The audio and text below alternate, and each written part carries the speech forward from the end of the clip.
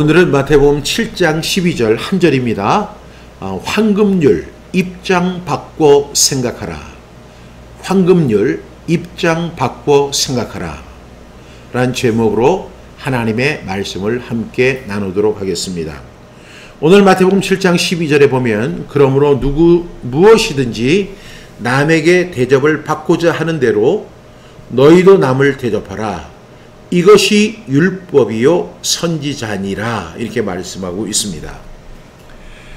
우리가 오늘 이 말씀 7장 12절은요 어떻게 구성이 되어 있느냐 하면 오늘 우리가 7장 1절에 보면 비판하지 말라 이런 말씀이 나오죠.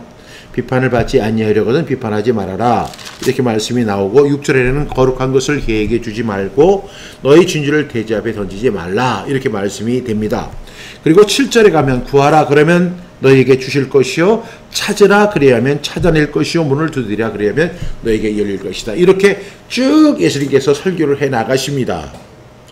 그러면서 이렇게 말씀하시죠. 너희가 악한 자라도 좋은 것으로 자식에게 줄 알거든 하물며 하늘에 계신 너희 아버지께서 구하는 자에게 좋은 것으로 주시지 않겠느냐 이렇게 말씀하세요. 그런 다음에 바로 이어서 그러므로 무엇이든지 남에게 대접을 받고자 하는 대로 너희도 남을 대접하라. 이것이 율법이요 선지자니라. 여러분 오늘 제목과 같이 이 7장 12절의 말씀을 모든 신학자들과 그리고 성경학자들 그리고 설교자들은 뭐라고 부르냐면 황금률이라고 합니다. 황금률. 기독교의 가장 황금률하면 마태복음 7장 12절입니다. 이것을 우리가 이제 풀어서 이야기하면 황금 같은 율법이다. 황금 같은 말씀이다. 그래서 마태복음 7장 12절을 가리켜 황금률이라고 부릅니다. 여러분 우리가 7장에서 예수님의 설교를 살펴보면 설교 내용이 계속 연관이 되어 있습니다. 따라서 오늘 이 황금률도 거기에 연관이 되어 있다는 사실을 볼 수가 있어요. 갑자기 툭 튀어나와서 남에게 대접을 받고자 하는 대로 너희도 먼저 남을 대접해라. 그러니까 이렇게 해석을 하시는 분들이 있는데 이건 주제별로 단락이 딱 그렇게 분리돼서 나오는 것이 아니고요. 그렇게 되면 어떤 결과가 나오느냐면 엉뚱한 해석이 나오는 거예요. 그래서 이 말씀이 어떤 의미가 있느냐면 7장 1절부터 11절까지 그리고 오늘 12절이죠. 12절까지 계속 연관이 되어서 이어져 나오는 말씀이라는 사실을 꼭 기억할 수 있기를 바랍니다. 그 지난주의 말씀이 이제 구하라, 찾으라, 두드리라 이런 말씀이 나오죠. 그 말씀하고 연관된 말씀이에요. 그래서 그 말씀이 끝나자마자 그러므로 무엇이든지 남에게 대접을 받고자 하는 대로 너희도 남을 대접하라. 이것이 율법이요 선지자니라. 이렇게 말씀하고 있어요. 이제 많은 분들이 이제 그 7장 7절부터 이제 11절 가지고 구하라 찾으라 그러면 너에게 열릴 것이고 문을 두드리라 열릴 것이다. 그리고 구하는 자마다 받을 것이고 찾는 이는 찾아낼 것이고 두드리는 이에게는 열릴 것이다. 그러면서 이제 기도에 대한 중요성을 굉장히 이야기하잖아요. 그런데 그 기도는 응답되지 않는다고 지난주에 말씀드렸어요. 그 기도는 응답되는 게 아니라 어떤 기도가 응답이 되느냐 하면 바로 7장 1절부터 5절, 6절에 이르는 말씀이 있죠. 우리가 비판하지 말고 정죄하지 말고 헤아리지 말고 판단하지 말아야 하는데 우리가 그걸 너무 잘한다는 거예요. 그래서 우리가 하나님 앞에 그것을 구해야 한다고 예수님께서 연관지어서 말씀을 하신 것이었습니다. 그래서 1절부터 5절은 비판하지 말고 헤아리지 말고 판단하지 말라 이렇게 말씀하고 6절에서는 그렇다고 해서 영적인 것을 판단하지 말라는 것은 아니다. 남을 비판하고 판단하고 헤아리는 그런 일을 하지 말라는 것이지 영적인 것은 분명히 판단해야 된다. 그리고 영적인 것은 분명히 분별해야 한다. 이렇게 말씀하고 있습니다. 그러면서 이제 이거 이렇게 말씀하신 후에 7절부터 11절에서 그러면 우리가 비판하지 않고 헤아리지 말고 판단하지 말아야 되는데 우리가 그런 말씀을 들었음에도 불구하고 우리가 계속 하나님의 말씀을 어겨요. 그렇게 살지 못해요. 어떻게 해야 돼요? 하나님의 도우심을 구하라는 것입니다. 하나님은 우리의 기도를 응답해 주시는데 어떻게 응답해 주시냐? 좋은 것이라고 이렇게 묘사가 되어 있지만 다른 성경에서는 뭐라고 되어 있어요? 성령을 주시지 않겠느냐. 성령님 보내주셔서 우리가 마땅히 빌 바를 알지 못하나 성령께서 한없는 탄식으로 우리를 위하여 간구해 주시고 우리의 기도가 하나님 앞에 응답될 수 있도록 상달될 수 있도록 성령님이 도와주셔서 우리가 이 예수님이 주신 이 명령을 지켜 행할 수 있는 힘을 얻게 해준다는 그런 말씀입니다. 그런데 그렇게 말씀을 한 다음에 12절이 이렇게 나오는 거예요. 하늘에 계신 너희 아버지께서 구하는 자들에게 좋은 것으로 주시지 않겠느냐 이렇게 한 다음에 바로 또 나오는 게 무엇이든 남에게 대접을 받고자 하는 대로 먼저 대접해라. 이런 말씀이 나와요. 좀 다른 말씀 같아요. 그런데 결코 다른 말씀이 아니에요. 12절의 시작이 어떻게 시작돼요?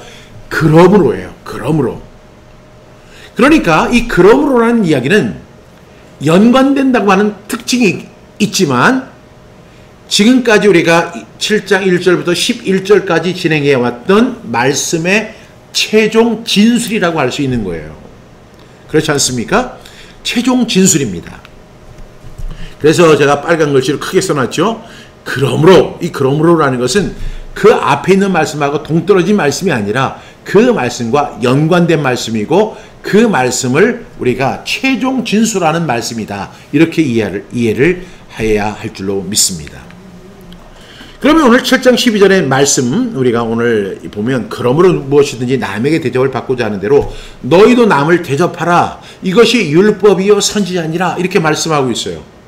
많은 사람들이 이 말씀을 잘 알고 있습니다. 이 말씀을 황금률이다. 심지어는요. 철학을 하시는 분들도 예수님의 설교 중에서 가장 인상적인 내용이 뭐냐? 그러면 이 황금률이라고 이야기를 해요. 교과서에서도 도덕 교과서에도 이 말씀이 실려요. 그 정도로 이 말씀은 굉장히 유명한 말씀이에요. 그런데 이 말씀은 제가 앞서 설명한 것처럼 동떨어진 말씀이 아니라 7장 1절부터 11절과 연관된 말씀이고 그 말씀의 최종 진술이라고 정의할 수 있다는 것입니다. 그러므로 무엇이든지 남에게 대접을 받고자 하는 대로 너희도 남을 대접하라. 이것이 율법이요 선지자니라. 이 말씀을 하신 다음에 예수님이 뭐라고 해요? 이것이 율법이다. 그리고 선지자니라. 이렇게 도장을 찍어주세요. 이렇게 중요하다라고 말씀하시는 내용입니다. 사람은 누구나 자기만 중요하다고 생각하고 살아가는 자기 중심적 존재예요. 예수님은 이 사실을 잘 알고 계셨어요. 그 증거가 뭐냐 하면 우리가 1절부터 11절을 보게 되면 우리가 남을 비판하는 것이나 헤아리는 것이나 판단하는 것은 왜 그런 일을 하느냐? 세상이 내 중심으로 돌아가고 있다고 하는 착각을 하기 때문에 그런 결과가 나오는 거예요. 내가 가장 중심이고 내가 가장 중심이기 때문에 남을 비판할 수 있고 헤아릴 수 있고 판단할 수 있다는 거예요. 그러니까 세상이 자기 중심이라고 착각을 한다고 하는 것입니다. 그래서 심지어는요. 자신의 눈에 들보가 들어있는데 남의 눈에 들어있는 티를 가지고 그 MZ세대들이 뭐라고 하냐면 지적질을 한다. 여러분 이 MZ세대들이 기성세대를 굉장히 싫어하는 그 이유 중에 하나가 뭐냐면 지적질을 한다는 거예요. 계속 간섭을 한다는 거예요. 뭐라고 한다는 거예요. 너 그렇게 살면 돼? 이렇게 자꾸만 얘기한다는 거예요. 그러면 그 MZ세대들이 기성세대를 향해서 뭐라고 이야기를 하냐면 아저씨나 잘 사세요. 아줌마나 잘 사세요. 아줌마들은 그래도 좀 덜한데 아저씨들, 그래서 그 아저씨들을 가리켜 그 MZ세대들이 뭐라 불러요? 꼰대라고 부르는 거예요. 꼰대. 그냥 우리 꼰대 되지 말아야 돼요. 그 지적질을 하는 거예요. 지적질. 자기 눈 속에는 들보가 들어있는데 남의 눈 속에는 티를 갖고 지적질을 하는 거예요. 여러분 이게 말이 된다고 생각하세요? 얼마나 우스꽝스럽습니까? 정말로 주제 파악을 못하는 거 아니에요.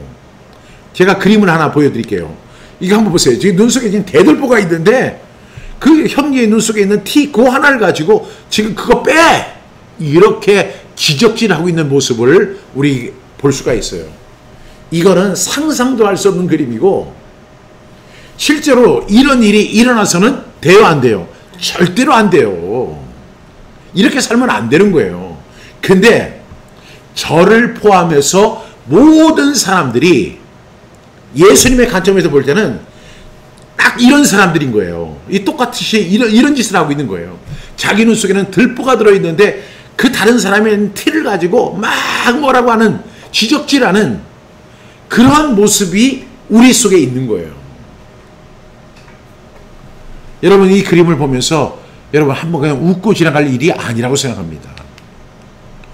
이렇게 우리는 자기중심적이에요. 이게 참 문제예요. 지구가 나 중심으로 돌아간다고 생각하고 내가 세상의 주인공이다 이렇게 생각하는 거예요. 여러분 이 세상은 아무리 큰 권력을 갖고 있고 아무리 많은 부를 가지고 있고 아무리 큰 명예를 갖고 있고 아무리 많은 능력을 갖고 있어도요 세상은 그 사람 중심으로 돌아가는 게 아니에요. 역사라는 것이 역사학자들은 뭐라고 이야기하냐면 그분의 이야기라고 그래요. 히스토리, 그분의 이야기, 하나님의 이야기지 우리 인간의 스토리가 아니에요. 이것을 깨닫는 거 엄청나게 중요한 거예요. 이것을 깨닫지 못하니까 예수님 오늘 7장 12절을 통해서 그러므로 무엇이든지라는 것은 매사에 그렇다는 거예요.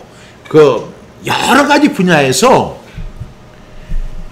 남에게 대접받고자 하는 대로 너희도 남을 대접하라. 이렇게 예수님께서 지금 책망하고 계시는 장면입니다. 여러분 한번 생각해 보세요. 내가 귀하면 다른 사람도 귀한 거예요. 내 자식이 귀하면 남의 자식도 귀한 거예요. 많은 사람들이 착각해요. 나만 귀하고 내 자식만 귀하다고. 그런 것 때문에 어떤 문제가 생기는 거예요. 지금 한국에서 교사들이 목숨을 끊는 일이 생기고 군에 간 내 자식이 죽게 되는 일이 생기고 세상이 흉흉해지는 일들이 생기는 그 이유가 어디에 있는 줄 아세요? 나만 귀하고 내 자식만 귀하다고 하는 그 착각, 세상이 내 중심으로 돌아간다고 하는 그 착각, 그 착각 때문에 사람이 죽어가고 있고 세상이 흉흉해지고 있는 거예요.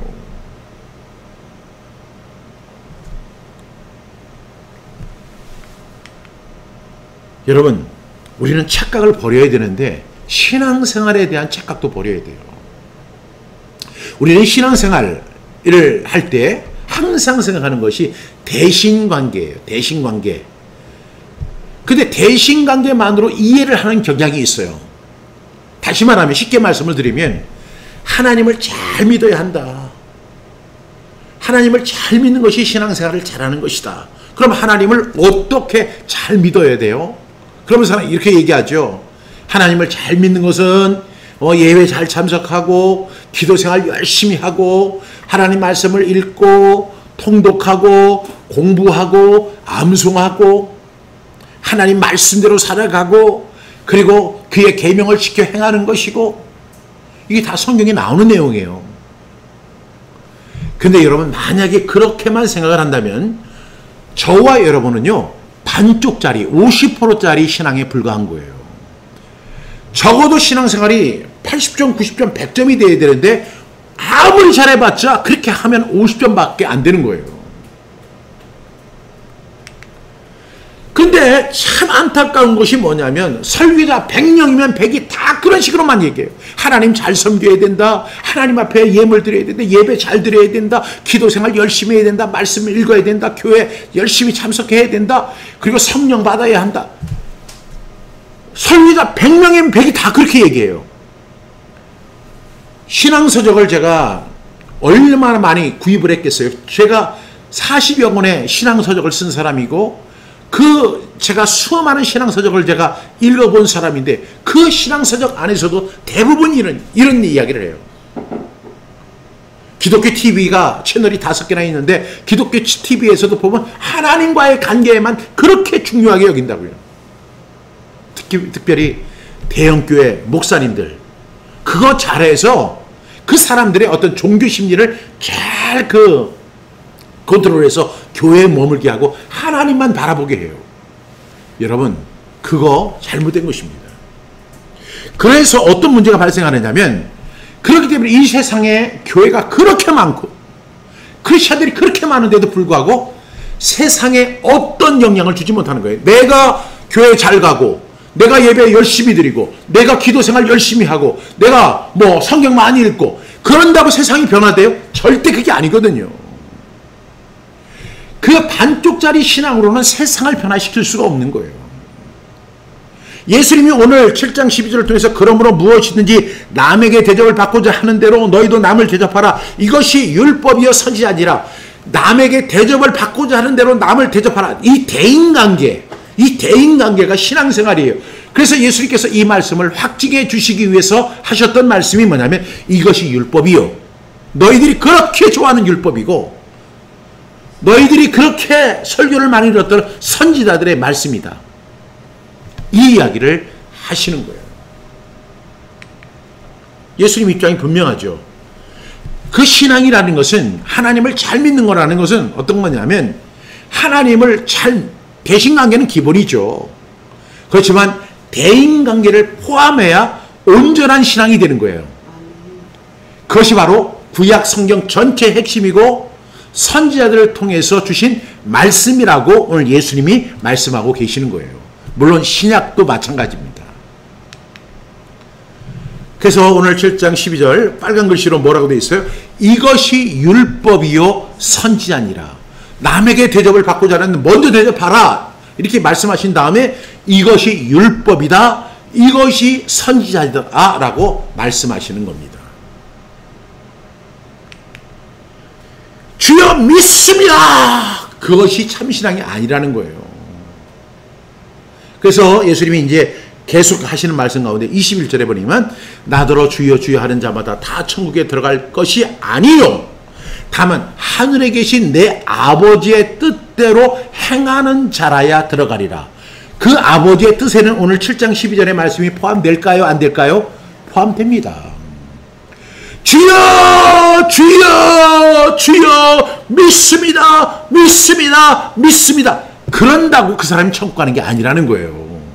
우리가 보기에는 야 저 사람 신앙생활 열심히 하네. 저 사람 신앙생활 신앙이 참 뜨겁네. 우리는 그렇게 볼 수 있지만 하나님은 그게 아니에요. 주여 주여 하는 자마다 천국에 들어가는 게 아니라 하늘에 계신 아버지의 뜻을 행하는 자가 들어간다라고 분명히 계속 이어서 말씀하시는 거예요. 우리는 그 하나님과의 관계만을 주장하는 목회자들을 또 참 목회자라고 생각하는 경향이 있어요. 야, 목사님 참 하나님을 사랑하는 목사님이구나. 예배에 목숨을 거십시오. 그러면 그래, 그 예배에 목숨 걸어야지. 기도하십시오. 아무것도 염려하지 말고 기도하십시오. 날마다 기도하십시오. 기도는 이 세상을 변화시키는 눈물입니다. 별 희한한 이야기를 다 해요. 교회 모임에 열심히 참석하십시오. 성령 세례 받으십시오. 이렇게 이야기하면 그 하나님과의 관계에 대해서 강조하는 목사님들을 참 목회자라고 이야기하는 경향이 있어요. 여러분 100살이 넘은 김영석 교수님이 했던 이야기 중에 어떤 이야기가 있냐면 불교 스님들, 그러니까 스님들이 쓴 책들은 베스트셀러가 엄청 많대요. 그런데 목사님이 쓴 책이나 카톨릭의 신부님들이 쓴 책은 베스트셀러 되는 경우가 거의 없다는 거예요. 그래서 이게 100세가 넘으신 그런 인생을 많이 사신 그 김영석 교수님이 왜 그런가? 그분이 철학자잖아요. 보니까 스님들은 항상 인생 이야기를 한대요. 인과관계를 이야기한대요. 근데 우리 목사님들이나 신부님들은 맨날 하나님 이야기만 한대요. 그러니까 이 책은 베스트셀러가 안 된다는 거예요. 우리가 살면서 부딪히는 문제들이 다 인간적인 문제거든요.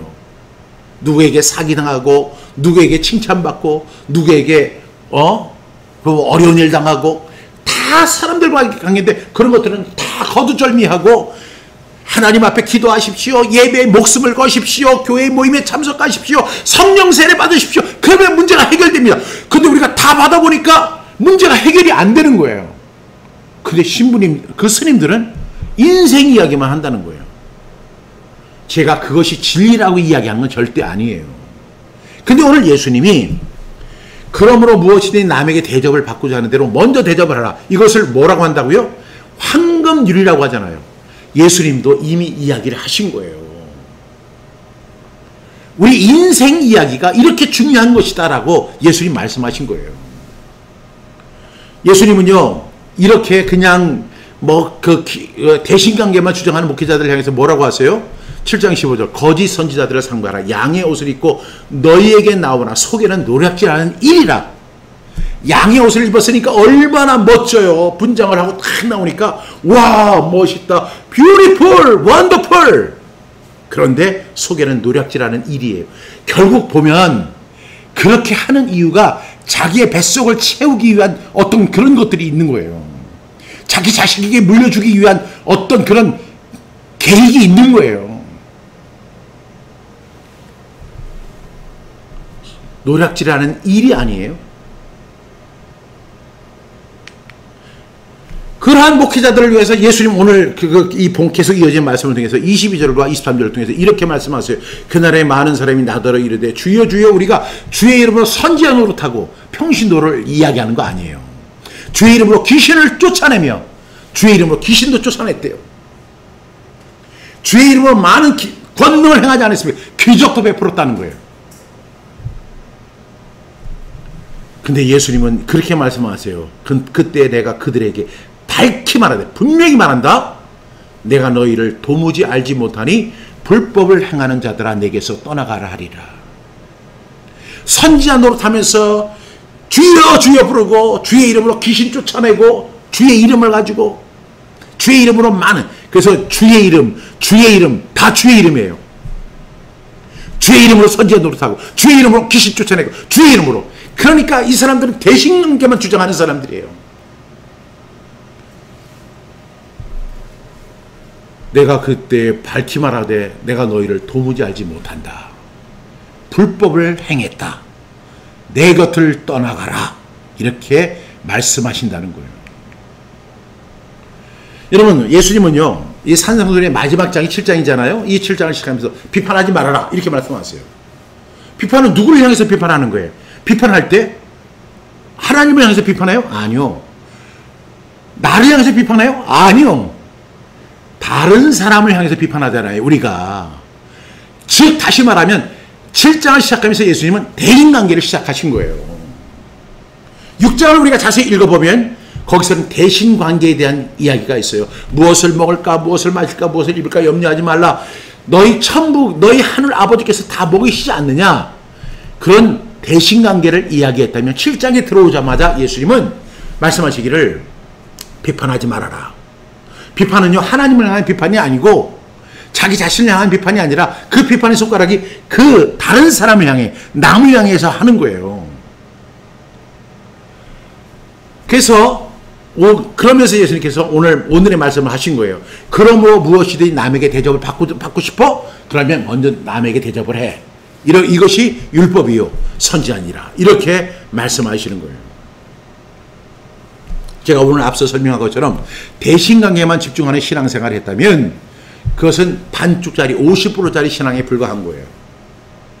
예수님은 대신관계, 이것이 첫째 되는 계명이고 둘째는 뭐예요? 내 이웃을 내 몸같이 사랑하라. 예수님 증언 한번 들어보실래요? 예수님 뭐라고 하세요? 마가복음 12장 29절부터 31절 시작. 예수께서 대답하시되 첫째는 이것이니 이스라엘아 들으라. 주 곧 우리 하나님은 유일한 주시라. 내 마음을 다하고 목숨을 다하고 뜻을 다하고 힘을 다하여 주 너희 하나님을 사랑하라 하신 것이요. 첫째가 이거예요. 둘째는 이것이니 내 이웃을 내 자식같이 사랑하라 하신 것이라. 이보다 더 큰 계명이 없느니라. 이렇게 말씀하셨어요. 야고보서 2장 8절에 뭐라고 되어 있냐면 너희가 만일 성경에 기록된 대로 내 이웃 사랑하기를 내 몸과 같이 하라 하신 최고의 법을 지키면 잘하는 것이니와 이렇게 이야기합니다. 그것을 뭐라고 불러요? 우리는 황금률이라고 했지만 이 야고보서 기자는 최고의 법이다라고 이야기한 거예요. 이렇게 이웃을 사랑하는 거, 배신관계뿐만 아니라 대인관계가 이렇게 중요하다는 거예요. 그럼 우리는 이런 질문을 할 수 있죠. 그럼 우리가 어떻게 남을 대접할까? 여기 이제 한국어 성경에 보면 대접이라고 하니까 사람들이 내가 대접받고 싶어? 그러면 먼저 대접해. 근데 이 대접이라는 것을 어떻게 이해를 하냐면 식사 대접이라든가 뭐 이런 거로 우리가 많이 이해를 해요. 식사 대접. 근데 여기서는 포이에오예요. 이 대접이란 뜻이. 근데 이 헬라어 성경에는 포이에오인데 이게 어떤 의미냐? 만들다, 창조하다, 행하다 이런 뜻이 있는 거예요. 그러니까 식사 대접이라고 생각한다면 여러분 그 생각을 좀 내려놓으셔야 돼요. 바로 대접이라는 남들을 위해서 만들고 남들을 위해서 창조하고 남들을 위해서 행하는 거, 이것이 바로 대접이에요. 그러니까 여기서 우리 7장 12절 말씀 무엇이니 남에게 대접을 받고자 하는 대로 하는데 이 대접을 식사 대접 정도로 이해하시면 절대로 안 될 것입니다.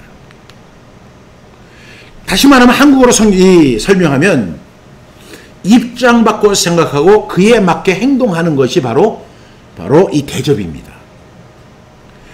쉽게 이야기하면 다른 사람으로부터 내가 원하는 것, 내가 바라는 것, 내게 해주었으면 하는 것을 먼저 내가 하는 것입니다.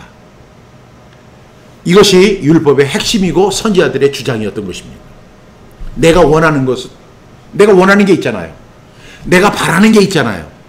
내게 해주었으면 하는 것이 있잖아요. 그러면 그것을 우리가 어떻게 하는 거예요? 그 사람에게 먼저 해주라는 거예요. 그렇게 우리는 입장 바꿔서 생각을 해야 돼요. 여러분 생각해 보세요. 모든 생각은 자신으로부터 시작돼요.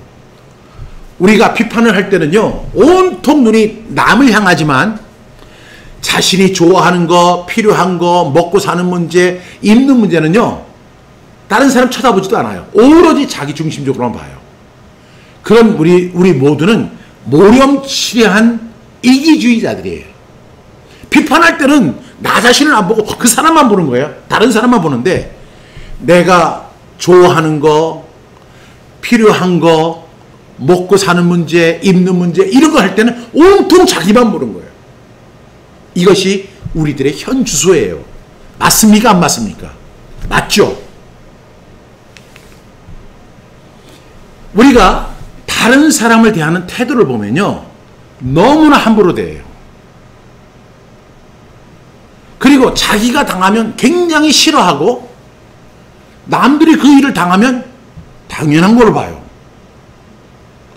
남에게는 굉장히 엄한 기준을 갖다 대고 나에게는 굉장히 후해요. 내 눈에는 들보가 있는데도 불구하고 형제의 눈 속에 있는 티를 가지고 지적을 해요. 그래서 우리 기독교가 어쩌면 내로남불이에요. 내가 하면 로맨스, 남이 하면 불륜이라는 이야기가 있잖아요. 내가 하면 로맨스고 남이 하면 불륜이라고 그런 태도를 우리 모두가 갖고 있는 거예요. 사람들은 항상 자기 중심으로 생각하죠. 나 오늘 점심 뭐 먹을까? 아마 지금 이 시간에도 그거 고민하는 사람이 있을 거예요. 나 오늘 옷 뭐 입지? 오늘 교회 가야 되는데 옷을 뭐 입지? 나를 기분 좋게 하는 사람은 누구이지? 나 도와주는 사람은 누구지? 누가 내 마음에 맞는 사람이지? 온통 자기 중심의 생각만 하는 거예요. 우리 모두는. 또 내가 싫어하는 것은 뭐지? 나 짜증나게 하는 사람 누구지? 이 더운 날 나를 불쾌하게 하는 사람 누구지? 누가 나를 불편하게 하지? 불쾌하게 만들지? 모든 것이 자기 중심적이에요. 이것이 우리들의 현주소입니다. 근데 예수님은요, 모든 사람을 평등하게 대하라고 하세요. 내가 하나면 당신도 하나. 내가 열이면 당신도 열. 이렇게 인정하라는 거예요. 내가 하나면 당신도 하나예요. 내가 열이면 당신도 열이에요. 이렇게 생각하라는 거예요. 쉽게 설명하면 내가 소고기 먹고 싶으면 그 사람도 소고기 먹고 싶다는 생각을 할 수 있다는 거예요. 내가 정말로 아파서 고생했다면 나만 아파서 고생한 게 아니라 그 사람도 나처럼 아파서 고생하고 있다고 생각하라는 거예요. 저도 여러분도 그렇지만 인정받고 싶잖아요. 근데 내가 남에게 인정받고 싶다면 그 사람도 남에게 그리고 또 나에게 인정받고 싶다고 하는 것을 알라는 것이죠. 이렇게 우리는 입장 바꿔서 생각을 해야 돼요. 내가 1억 원이 필요하면 그 사람도 1억 원이 필요한 거예요. 근데 우리는 이렇게 생각하잖아요. 나는 1억이 필요해. 근데 그 사람은 1만 원만 있으면 돼. 1만 원만 있으면 돼. 그렇게 생각하지 말라는 거예요. 내 이웃을 어떻게? 내 몸과 같이. 내가 1억이 필요하다? 그럼 그 사람에게도 1억이 필요해. 이렇게 생각을 하라는 거예요. 나는 1억이 필요한데 저 사람은 1억, 만 원이면 돼. 그래서 갈라디아에서 좋은 것을 가르치는 자와 모든 좋은 것을 함께 하라. 이렇게 말씀하고 있잖아요. 내가 100만 원짜리 옷 사면서 그 사람은 만 원짜리 옷 입어도 돼. 이렇게 생각하면 안 된다는 거죠. 그런 생각 버리라는 거예요. 그런데 여러분, 비단 물질적인 것만 얘기하는 게 아니에요. 기분도 그렇고 말이나 태도 같은 것도 마찬가지예요. 그래서 내가 남에게 좋은 말을 듣고 싶으면 먼저 그 사람에게 좋은 말을 해야 되는 거예요. 내가 정말로 인정받고 싶다면 먼저 그 사람을 인정해 줘야 돼요. 내가 그 사람에게 존중받고 싶으면 내가 그 사람을 존중해야 돼요. 요즘에 꼰대들은 자기가 나이가 많으니까 젊은 학생들이나 이런 사람들에게 그냥 반말을 해요. 야 학생 뭐 이렇게 하면서 그렇게 얘기하는데 그 듣는 학생 기분 되게 나빠해요. 그래서 저는 제가 몇 년 전부터는요 초등학생한테도 중학생한테도 고등학생들한테도 제가 존댓말을 해요. 왜냐면 그 얼굴 제가 반말을 하면 얼굴이 다 이그러져요. 저 아저씨 언제 봤다고 나한테 반말이야? 이런 표정이 딱 나타나거든요. 그러다 잘못하면 맞아요. 그러니까 내가 존댓말을 써줘요. 그러면 그 사람도 나를 그렇게 싫은 표정 안 줘요. 남에게 존중받고 싶으면 먼저 그 사람을 존중하라는 거예요. 내가 남에게 기분 좋은 느낌을 받고 싶다면 그 사람을 먼저 기분 좋게 해줘야 되는 거예요. 이것을 정리하면 이런 거죠. 저 사람이 나에게 이렇게 해주었으면 좋겠다. 그런 것이 있다면 내가 먼저 그 사람을 그렇게 해주라는 거예요. 말은 쉽지만 여러분 갈등 엄청 많이 생길 것 같아요. 그리고 이 설교가 절대로 듣고 싶지 않을 거예요. 그래서 야고보서 2장 8절 너희가 만일 성경에 기록된 대로 내 이웃 사랑하기를 내 몸같이 하라신 최고의 법을 지키면 잘하는 것이다 라고 이야기하는 거 있습니다. 예수님은요 5장에서 하신 말씀을 다시 확인시켜 주시고 계세요. 내가 너에게 이르노니 악한 자를 대적하지 말라. 누구든지 내 오른편 뺨을 치거든 왼편도 돌려대며 또 너를 고발하여 속옷을 가지고 가는 자에게 겉옷까지도 가지게 하며 또 누구든지 너를 억지로 오리를 가게 하거든 그 사람과 심리를 동행하고 내게 구하는 자에게 주며 네게 구하는 자에게 거절하지 말고 또 내 이웃을 사랑하고 네 원수를 미워하라 했다는 것을 너희가 들었으나 나는 너에게 이르노니 너희 원수를 사랑하며 너희를 박해하는 자를 위하여 기도하라. 예수님 이렇게 하신 말씀에 대한 해설이 오늘 7장에 나오는 거예요. 절대로 쉽지 않죠. 이 불가능한 얘기예요. 그래서 우리가 어떻게 해야 돼요? 구해야 돼요. 두드려야 돼요. 찾아야 돼요. 그러면 구하는 이마다 받을 것이고 찾는 이는 찾아낼 것이고 두드리는 이에게 열릴 것이라고 우리 좋으신 하나님께서 응답해 주신다는 것입니다. 오늘 이제 결론을 내리겠습니다. 여러분, 지금 이 세상이 악하고 악해요. 왜 이렇게 악할까요? 그것이 뭐냐면 자기 중심적으로 살아서 그래요. 지금 우리는 그 어떤 때보다도 풍요한 시대를 살고 있어요. 제가 어렸을 때는 정말로 쌀이 없어서 보리쌀 먹어야 되고, 보리쌀도 없어서 국수를 먹어야 되고, 국수가 없어서 고구마를 먹어야 했던 그런 시대에 제가 태어났고 자랐어요. 근데 지금 그런 고민을 하는 사람은 많지 않거든요. 그 어떤 시대부터, 대한민국 역사상 그 어떤 시대부터 우리는 가장 풍요하고 잘 먹고 잘 살고 잘 누리고 있고 좋은 옷을 입고 있어요. 그런데 이 세상이 너무나 악해지고 있죠. 왜 세상이 이렇게 악해질까요? 모든 것이 남을 고려하지 않고 배려하지 않는 자기중심, 자기 의지의 삶을 살아가고 있기 때문에 그런 거예요. 그렇기 때문에 여기에 폭언이 나오는 것이고 왕따가 나오는 것이고 악플이 발생하는 거예요. 그리고 여기서 도둑질에서 살해에 이르는 모든 범죄와 압제와 침략이 발생하게 되는 것입니다. 왜? 나 중심이니까. 자기 의지로 생각을 하기 때문에 그런 거예요. 이에 대해 성경은 뭐라고 이야기해요? 로마서 14장 9절은 이렇게 이야기합니다. 가늠하지 말라, 살인하지 말라, 도둑질하지 말라, 탐내지 말라 한 것과 그 외에 다른 계명이 있을지라도 내 이웃을 내 자신같이 사랑하라 하신 그 말씀 가운데 다 들었느니라. 내 이웃을 내 자신과 같이 사랑하면 가늠하지 말라, 살인하지 말라, 도둑질하지 말라, 그 모든 계명들이 다 무의미해진다는 거예요. 내 이웃을 내 자신과 같이 사랑하라는 그 말씀 속에 다 들어있다는 거예요. 그것이 그만큼 최고의 법이라는 것이고 황금률이라는 것입니다. 이 세상이 그렇게 험하고 악하고 그냥 막 사람을 죽이고 모르는 사람에도 칼을 휘두르고 그리고 악플을 달아서 사람들을 사살하게 만들고, 그런 이유가 뭐냐면 우리 그리스도인들이 이 세상 속에서 그 역할을 감당하지 못하는 거예요. 하나님은 잘 믿어요. 기도는 열심히 해요. 예배는 열심히 참석해요. 열심히 봉사해요.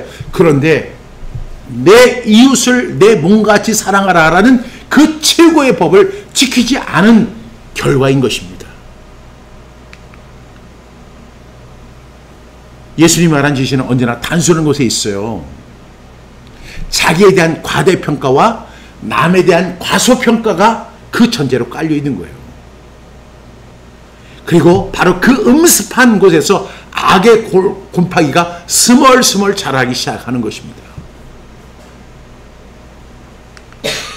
그래서 예수님 말씀하세요. 그러므로 무엇이든지, 감정이든 재정적인 것이든 물질적인 것이든 예의적인 태도이든지 네가 남에게 대접을 받고자 한다? 먼저 남을 대접하라. 이것이 율법이요 선지자니라. 저 야고보서 2장 8절 말씀 다시 한번 말씀드리면, 너희가 만일 성경에 기록된 대로 내 이웃 사랑하기를 내 몸과 같이 하라 하신 최고의 법을 지키면 잘하는 것이다. 최고의 법이라는 거예요. 최고의 법. 하나님만 잘 믿고 하나님 앞에 예배 잘 드리고 기도만 열심히 하고 성경 열심히 하고 성경 암송 다 한다고 해가지고 그 사람이 신앙생활 잘하는 게 아니에요. 내 이웃을 내 몸과 같이 사랑하는 거예요. 내 몸을 위해서 우리 점심 뭐 먹을까? 오늘 무슨 옷을 입을까? 그리고 항상 자기 중심에 생각하는 것처럼 그것을 나쁘다고 이야기하는 게 아니에요. 그런데 그렇게 생각했다면 내 이웃에게도 그렇게 생각해 주라는 거예요. 나에 대해서는 과대평가하고 그 상대방에 대해서는 과소평가한다는 하는 것은 이것이 큰 문제를 발생시키는 거예요. 오늘의 말씀 가리켜서 황금률이라고 이야기합니다. 황금 같은 말씀이에요. 동시에 이것은요, 온전한 신앙의 모습입니다.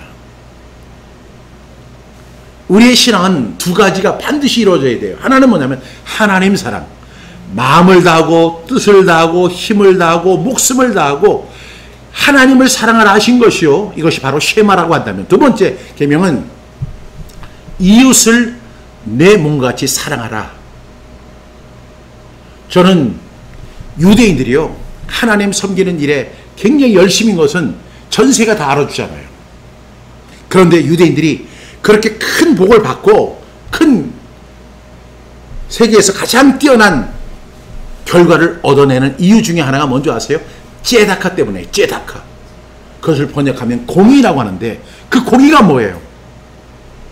구제하는 거예요. 구제는, 그래서 그들은요, 하나님 앞에 11조 드립니다. 그리고 이웃을 위한 11조를 드립니다. 절대로 거기에 자기 이름 쓰지 않아요. 우리는 하나님 앞에 11조 하는데 이웃을 위해서는 11조 안 하잖아요. 하나님 앞에 11조 하면 그것으로 만족했다, 잘하는 거다, 이렇게 이야기하는데 이웃에 대한 11조 하지 않잖아요. 이것이 바로 유대인과 우리의 다른 점이에요. 우리는 하나님 사랑해야 됩니다. 동시에 이웃을 내 몸같이 사랑하는 거, 먼저 대접하는 거. 그럴 때 우리는요, 이 세상을 밝히는 등대가 될 수 있는 것입니다. 이 말씀을 오늘 다시 한번 묵상하시면서 이 말씀대로 살고 믿고 살고 누리는 저와 여러분 다 되기를 주님의 이름으로 축복합니다. 기도하겠습니다. 하나님 아버지 감사합니다. 오늘 주신 말씀 불과 한 절의 말씀이지만 이 말씀 속에 엄청난 내 자신을 깨트리는, 그리고 그 하나님의 황금률이 담겨져 있다는 사실을 발견해 깨닫게 해주셔서 정말로 감사합니다. 그러나 깨닫는 것에만 머무는 것이 아니라 실천하고 그 복을 누릴 수 있는 하나님의 자녀들 다 되게 해 주십시오. 예수님의 이름으로 기도합니다. 아멘.